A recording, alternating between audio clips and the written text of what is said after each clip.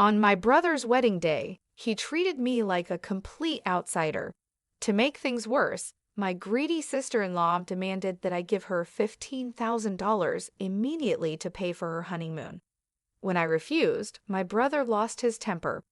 He grabbed my hair and slapped me hard across the face, yelling, "How dare you refuse my wife?" What hurt me even more was that my parents sided with them.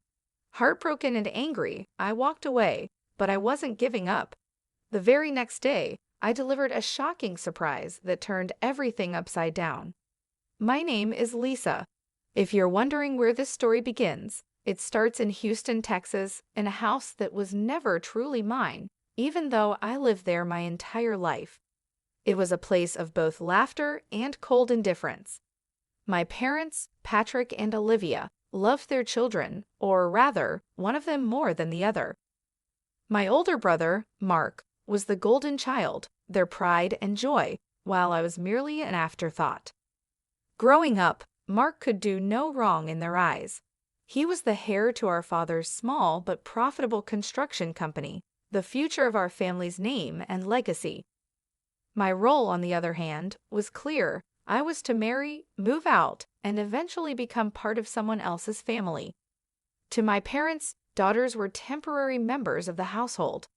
I'll never forget the day Mark graduated from high school. My father presented him with the keys to a brand new car, grinning ear to ear. "This is for you, Mark," he said proudly, "because you've worked hard and you deserve it." When I graduated a year later, I received a card with a half-hearted, "We're proud of you," scribbled inside, and a vague promise to help with college someday. I knew my place. Mark was the star, and I was the supporting act, but I couldn't live that way forever.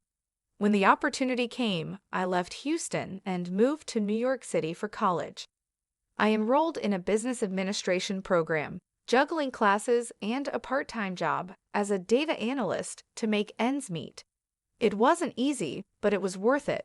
The distance gave me a chance to be free from the constant comparisons and overshadowing presence of my brother.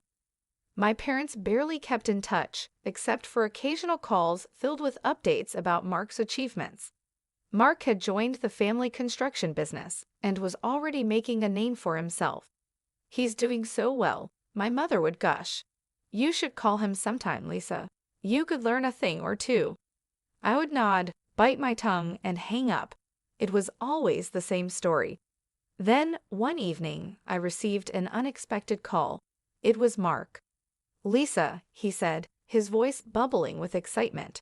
"I'm engaged. Her name is Anna, and she's amazing. I can't wait for you to meet her." I was stunned. Mark rarely called me unless it was for something trivial. He and I weren't close, and I couldn't help but wonder why he wanted me involved now. Still, I congratulated him and promised to attend the wedding. When I met Anna, I immediately sensed something was off.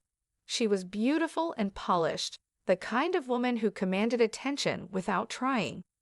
But there was a coldness to her, a calculated way she carried herself. I couldn't shake the feeling that she cared more about Mark's money than him. Mark, however, was smitten, blind to anything but her charm. The wedding preparations were nothing short of extravagant. Anna's family contributed generously, but so did mine, especially my parents, who went above and beyond to impress their future daughter-in-law. I tried to stay out of it, knowing my input wasn't welcome. Every time I spoke, Anna would give me a dismissive smile as if to say, "Know your place." The wedding day arrived, and the venue was breathtaking. It was held at a grand hotel in Dallas, with towering floral arrangements, crystal chandeliers, and an air of luxury that screamed money. I kept to the background, as usual, trying not to draw attention to myself. As the wedding ceremony unfolded, I couldn't help but feel like an outsider. The guests were high society elites, dressed to the nines and exchanging pleasantries about the perfect match between Anna and Mark. I stayed in the back, clapping politely when needed and smiling when someone noticed me. After the vows and a lavish dinner, the reception began. Anna and Mark basked in the attention, dancing under the spotlight as their families fawned over them. I remained near the dessert table, hoping to get through the evening unnoticed. But fate had other plans. Anna approached me with her signature fake smile. "Lisa," she said sweetly, "I'm so glad you came. You've always been such a supportive sister." I narrowed my eyes slightly, knowing there was more to her words than just politeness.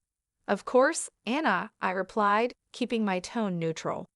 Her expression turned sharper. "Mark and I were talking earlier, and we realized something. It's only fair that you contribute $15,000 to our honeymoon fund. I mean, your family after all." I froze. "Excuse me." "You heard me," she said, her voice dripping with entitlement. "Mark and I think it's the least you can do to support us." Mark appeared at her side, nodding in agreement. "Yeah, Lisa," he said, crossing his arms. "It's not a big deal. You've got a good job now, and we could really use the help." I shook my head in disbelief. "No, that's not happening. I worked hard for my savings, and I'm not giving you $15,000 for a vacation." Anna's smile vanished. Her eyes flashed with anger as she took a step closer.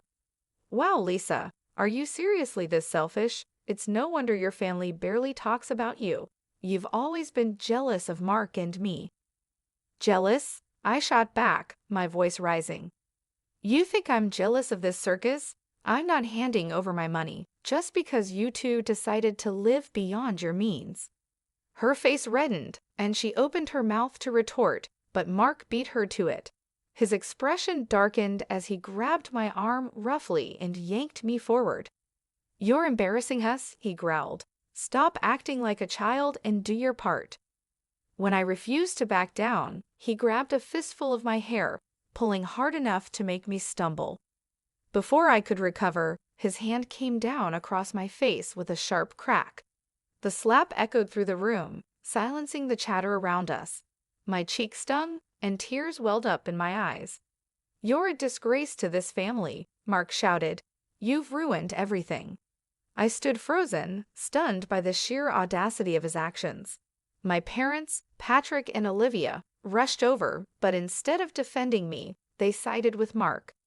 "Lisa," my father said coldly, "just go. You've caused enough trouble for one night." I looked at them, my vision blurred by tears, and realized I was completely alone. They weren't just condoning Mark's behavior, they were actively supporting it. Humiliated and betrayed, I left the venue. As I stepped outside into the cool night air, I felt my tears finally fall freely. My parents, my brother, even Anna, they had all made it clear I didn't belong. The slap wasn't just physical, it was a symbol of how little I meant to them. When I returned to my apartment in New York, the pain consumed me for days. I couldn't sleep, couldn't focus, and couldn't stop replaying the events of the wedding in my head.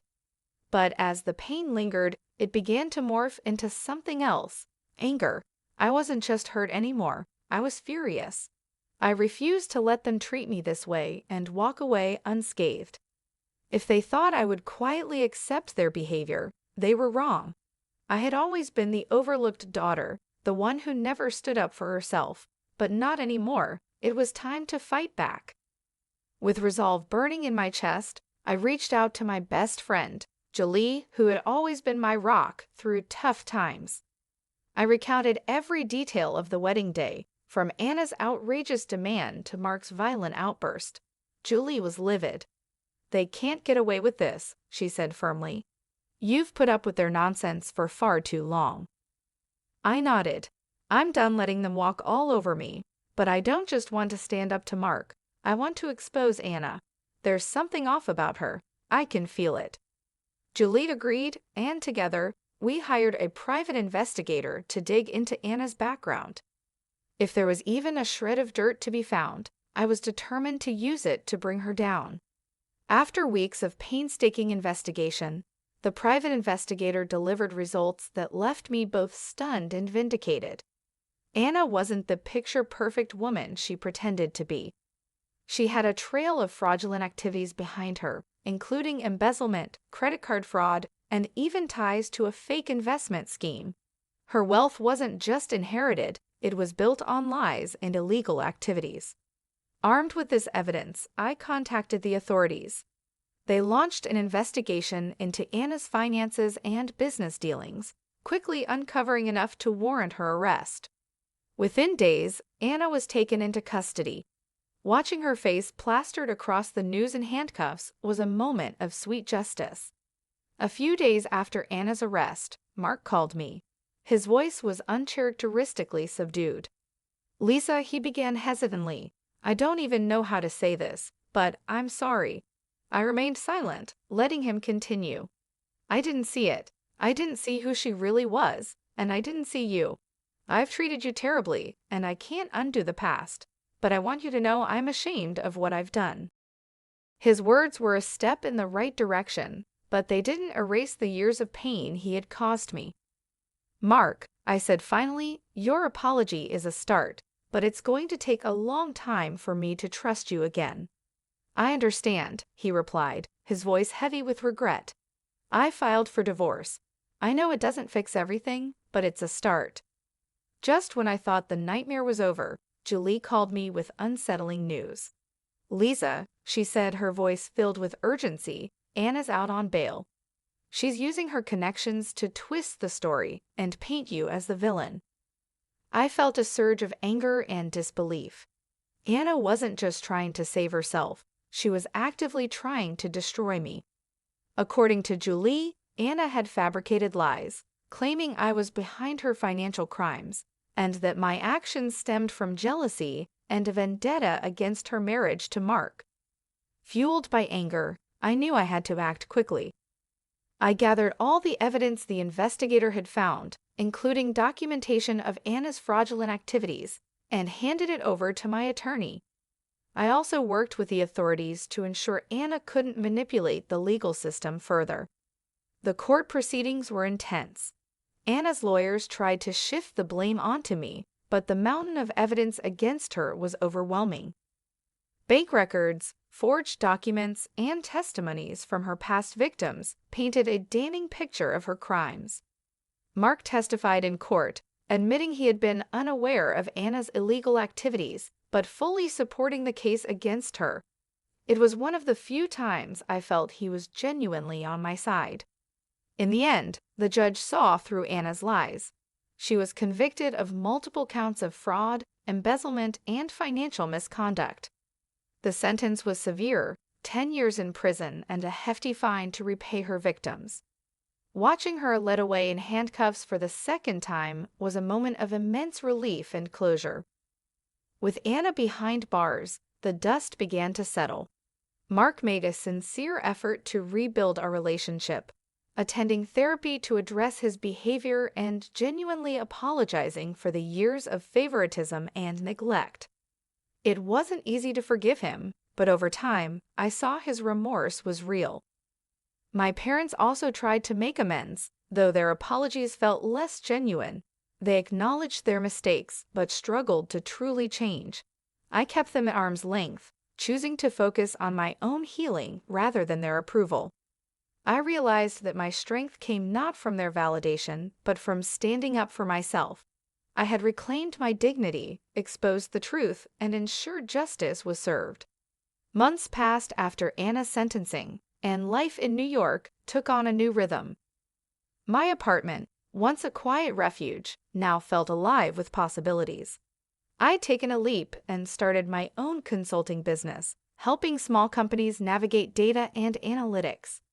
The experience I gained juggling college and work was now paying off, and for the first time, I felt like I was shaping my future on my own terms.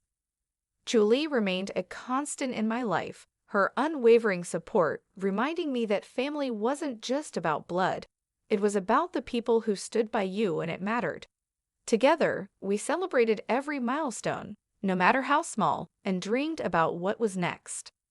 I reconnected with my passion for painting, something I'd set aside during the chaos of my childhood and early adulthood. My tiny apartment's walls began to fill with bold colors and abstract shapes, expressions of freedom I'd never felt growing up. Art became my therapy, a way to let go of the pain and create something beautiful in its place. Mark and I spoke occasionally. True to his word, he was working to rebuild our relationship. Therapy had softened the sharp edges of his personality, and while I wasn't ready to forgive everything, I saw a glimpse of the brother I'd always wanted. He even supported my new business by referring clients from his own circle, a gesture I never thought I'd see from him. As for my parents, their apologies felt hollow, but I'd learned not to seek their approval anymore. They were part of my past, not my future. I kept my boundaries firm, ensuring they couldn't pull me back into the toxic dynamic that had defined my childhood.